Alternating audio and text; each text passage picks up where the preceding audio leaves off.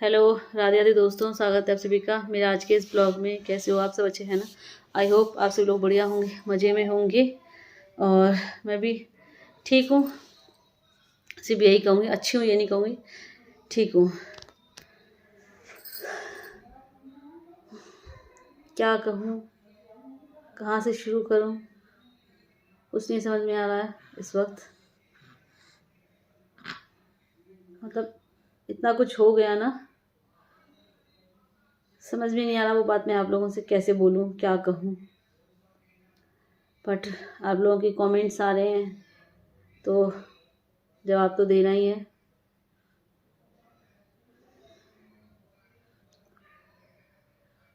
तो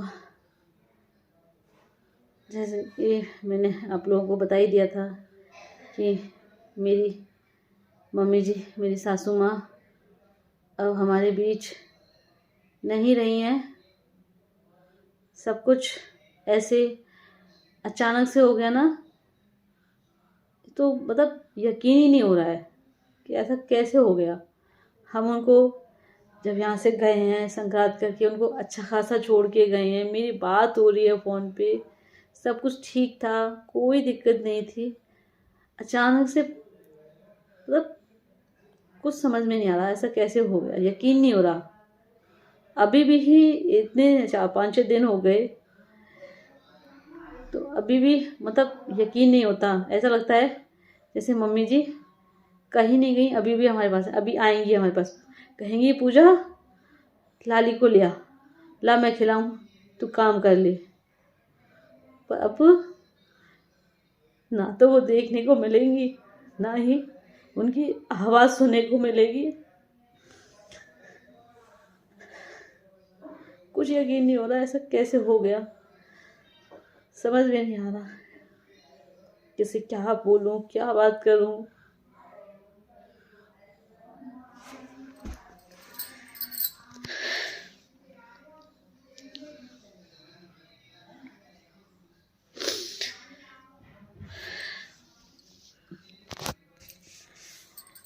बिल्कुल ठीक थी जब मैं संक्रांत से 2 दिन पहले यहाँ पर आ गई थी, तो मम्मी जी बिल्कुल ठीक थी, कोई दिक्कत नहीं थी। हम सब ने मतलब खूब हंस बैठ के यहाँ सोफे पे बैठ के, हमारी बुआ जी भी आई हुई थी, सब हंस बैठ के बातें, अंजलि भी थी यहाँ पर। उस टाइम सब लोग हंस रहे थे, बैठ के बात भी कर रहे थे। आप मेरा पुराना ब्लॉग देखिएगा, सब कुछ ठीक था। अचानक से एक पल में ये समझ लीजिए ना, मतलब जैसे पूरी दुनिया ही उजड़ गई हो, सब कुछ बिखर गया हो। ऐसा लगता है जैसे कुछ बचा ही नहीं, कुछ रहा ही नहीं है, सब खत्म हो गया। ये घर परिवार सब टूट के बिखर गया।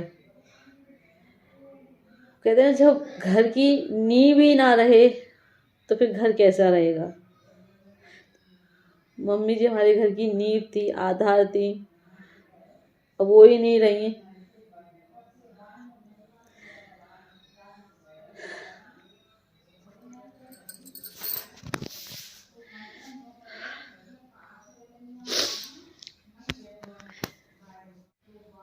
जब हम यहाँ आते थे तो मम्मी जी गेट पे ही खड़ी मिलती थी हमको। हम कहते थे मम्मी जी हम यहाँ आ गए हैं, मम्मी जी हमको गेट पे ही खड़ी मिलती थी। तुरंत जो है हमारे लिए चाय बनाने आती थी। मैं कहती भी थी, मैंने मम्मी जी आप बैठो, मैंने कहा मैं चाय बना लाऊंगी। मैंने आप परेशान मत हो, मैंने कहा आप बैठ जाओ, मैं चाय बना लाऊंगी। मम्मी जी कहती नहीं तुम थकी हुई आई हो, सफ़र करके आई हो, मैं बना के लाती हूँ। मैंने कहा नहीं मैं बना लाऊंगी, मैं ऐसी भी कोई थकी हुई नहीं आई हूँ। मैंने कहा मैं बना लाऊंगी चाय, आप बस बैठ जाओ। अब घर मतलब ऐसा लगता है ना, तुम सुना सुना ऐसा लगता है काटने को दौड़ता है। अभी तो घर में सब लोग हैं, लेकिन जब सब रिश्तेदार वगैरह सब चले जाएंगे तो ये घर काटने को दौड़ेगा। मम्मी जी वाले रूम में जाने का मन नहीं करता। जब उसमें जाओ ना तो ऐसा खाली खाली एकदम सूना सूना सा लगता है। ऐसा लगता है जैसे कि उस कमरे में कुछ है ही नहीं, कुछ बचा ही नहीं है वहाँ, कुछ भी नहीं है, एकदम सूना सूना, एकदम खाली खाली।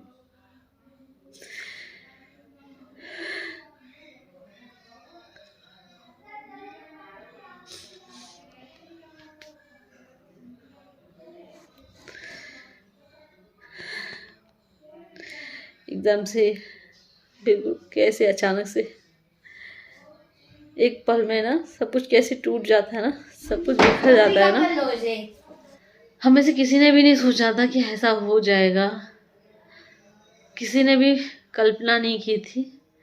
तो इस वक्त मतलब सब एक समझ लीजिए सदमे में, कुछ समझ ही नहीं आ रहा कि ऐसा हो कैसे गया। सब कुछ तो ठीक था, कैसे हो गया ऐसा, और भगवान ने ऐसा कैसे होने दिया, क्यों ऐसा होने दिया उन्होंने, क्यों हमारे घर को तोड़ दिया उन्होंने।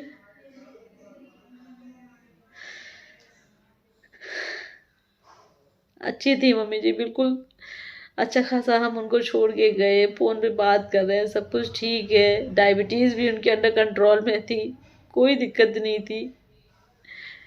पेट में भी उनको काफ़ी आराम था, बोलती भी थी कि अब तो काफ़ी आराम है, पहले से जयपुर से जब दवाई लेकर गए जब से बहुत ज़्यादा आराम मिला है उन्हें। वो दोबारा दवाई लेके, हाँ, दोबारा दवाई लेने उन्हें जाना भी था, तो कुछ नहीं हो पाया।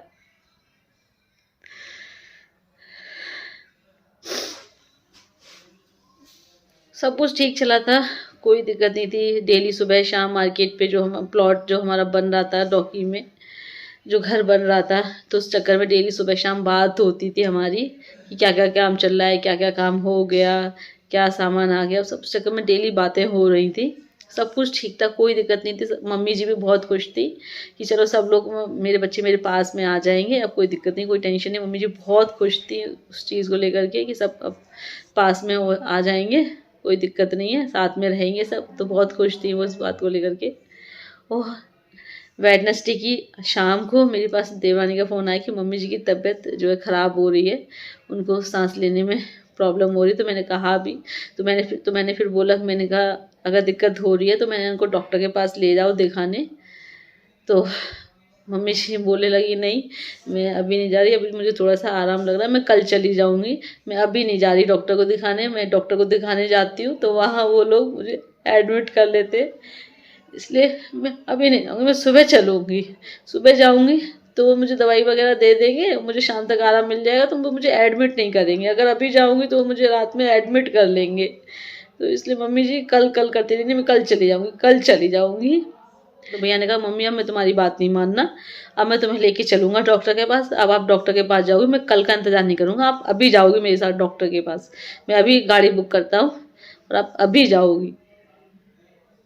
भैया ने गाड़ी बुक की है, डॉक्टर के पास लेकर के गए। विजय भैया, अंजलि, पापा जी, सब लोग मम्मी जी को लेकर के डॉक्टर के पास गए हैं। डॉक्टर जैसे ही डॉक्टर के क्लिनिक पर पहुंचे हैं, डॉक्टर के क्लिनिक पहुंचे हैं, डॉक्टर ने मना कर दिया कि इनमें कुछ नहीं बचा है, कुछ नहीं रहा है इनमें, आप इन्हें घर ले जाइए। पापा, मेरी देवरानी डॉक्टर से लड़ भी पड़ी कि आप पहले देखिए तो सही, आप ऐसे ही बोल दे रहे हैं, आप मशीन लगा करके चेक कीजिए। मशीन लड़ी डॉक्टर से कि आप मशीन लगा करके चेक करो, चेक करो, एक बार एडमिट करो, आप इनका इलाज करो, एक बार चेक करो, ऐसे नहीं हो सकता। डॉक्टर ने कहा कि मैं आपसे कह रहा हूँ कि इनमें कुछ नहीं है, आप बेकार में ही फालतू में यहाँ पर लड़ रहे हो, कुछ नहीं बचा है इनमें, आप इन्हें घर ले जाओ। ये समझ, एक ही पल में हमारी दुनिया जो बिखर गई है, ऐसा लगा जैसे पैरों तले जमीन रही ही नहीं, सब कुछ खत्म हो गया, सब खत्म।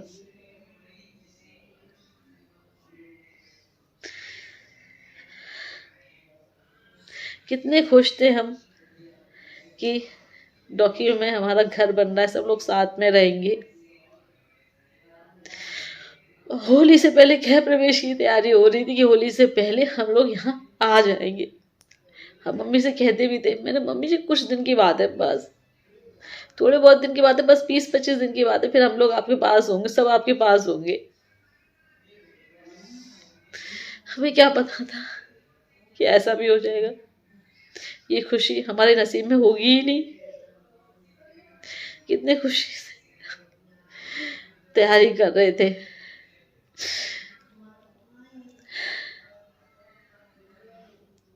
क्या सोचा था और क्या हो गया, एक पल में सब बिखर गया।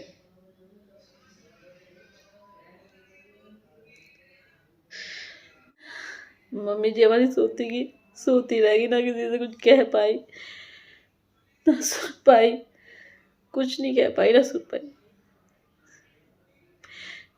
एक बार आंखें बंद हुई और हमेशा के लिए बंद हो गई उनकी आंखें। एक ही पल में सब खत्म हो गए। तो मम्मी जी को जब भी ऐसी कोई प्रॉब्लम होती है तो भाप लगाने से उनको आराम मिल जाता है। डॉक्टर ने बोला भी था कि कोई ऐसी दिक्कत हो तो उनको भाप लगा दें तो उससे उनको आराम मिल जाएगा। तो भैया ने, मेरे देवर देवरानी यहीं पर थे, तो भैया ने जो है उनको भाप लगाई है। भैया ने उनको भाप लगाई है 2 बार भाप। पहले एक बार पापा जी ने लगाई भाप, फिर भैया ने फिर दोबारा लगाई भाप मम्मी जी को। फिर पूछा भी है, फिर मैंने पूछा भी, मैंने भैया भाप लगा रहे हो? मैंने फ़ोन करके पूछा भी। उस टाइम पे जब भैया भाप लगा रहे थे तो मैं कंटिन्यूसली जो है लगातार भैया के कांटेक्ट में बनी हुई थी।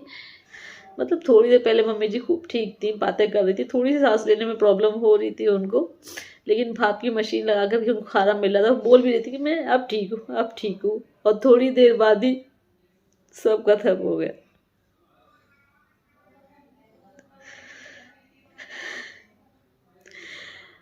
हम तो हमने तैयारी, हमने जैसी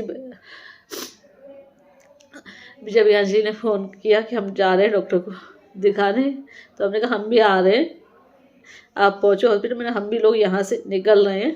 तो तांशु के पापा तो ये तो मना कर रहे थे कि अब रात काफ़ी हो रही है, अब रात में तुझे कैसे लेके जाऊँ, छोटी बच्ची है साथ में, ये भी बीमार पड़ जाएगी। तो मैं जा रहा हूँ, अगर कोई परेशानी होगी तो मैं तुझे बता दूंगा, तो फिर तू आ जाना, अभी मैं चला जाता हूँ। तो मैंने इनसे बोला भी नहीं, मैंने कहा मैं चल रही हूँ साथ में, मैंने कहा मैं नहीं रुकूंगी, ऐसे मुझे यहाँ पर मैं बिल्कुल, मैंने कहा मैं चैन से रह नहीं पाऊंगी, मैं भी यहाँ पे टेंशन में रहूँगी। तो मैंने कहा मैं आपके साथ चल रही हूँ, मैं जाऊँगी साथ में, मेरी मम्मी जी तबीयत ख़राब है, मैंने कहा मैं यहाँ रुकूंगी नहीं, मैं आपके साथ में चल रही हूँ। इधर से पापा जी वो भी जब ये सब मना करने लगे कि नहीं रहने तो, मुझे छोटे बच्चे को लेके साथ में मत आओ, लेकिन मैंने कहा नहीं मैं आ रही हूँ, मुझे नहीं पता, मैं आ रही हूँ। मतलब मैंने बैग पैक किया है, बैग मैं पैकिंग करने लगी, कपड़े वगैरह रखने लगी अपने, बैग पैक नहीं कर पाई उतने में तो फ़ोन आ गया मेरे पास। मम्मी जी नहीं रही, अचानक से उनका ऑक्सीजन लेवल डाउन हुआ, उनको सांस लेने में परेशानी हुई।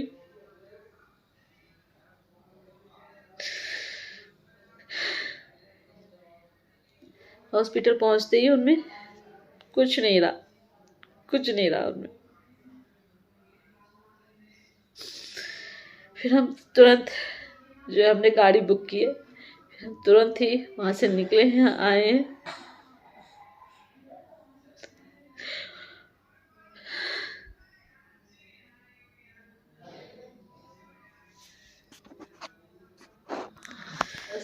क्या कहूँ आपसे, हम यहाँ मम्मी जी के लिए आ रहे थे कि मम्मी जी की अब देखभाल कर सकेंगे। ओ मम्मी जी नहीं रही,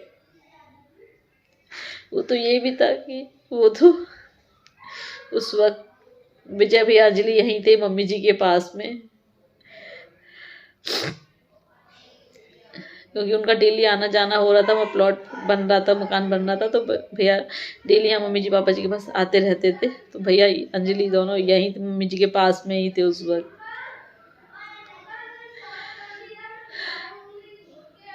और विजय भी अंजलि ने भी अपनी तरफ से पूरी कोशिश की, उनको तुरंत डॉक्टर के पास लेके भी गए, मम्मी जी के मना करने के बाद भी उनको डॉक्टर के पास ले करके गए, हॉस्पिटल ले करके गए, बहुत कोशिश की उन्होंने, डॉक्टर से लड़े भी, बहुत कुछ कोशिश की उन्होंने, लेकिन हमारी मम्मी जी नहीं रही।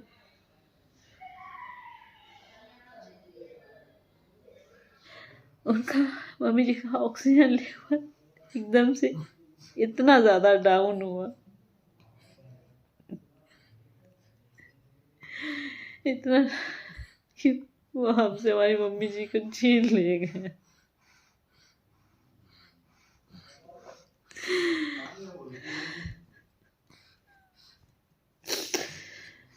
उनको एकदम से साइलेंट अटैक,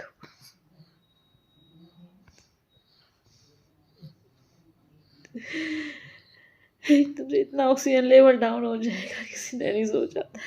इतनी इससे ज़्यादा प्रॉब्लम तो उनको लास्ट ईयर हुई थी, लेकिन फिर भी वो ठीक हो गई थी।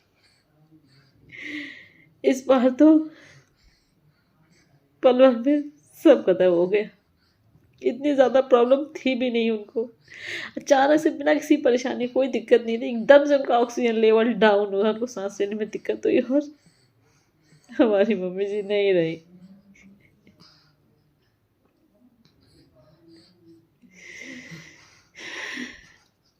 बहुत अच्छी थी मेरी सासू माँ, सिर्फ यादें रह गई, सिर्फ यादें। बस फ्रेंड्स, अब इससे ज़्यादा और कुछ नहीं बोलने की हिम्मत नहीं है मेरे अंदर।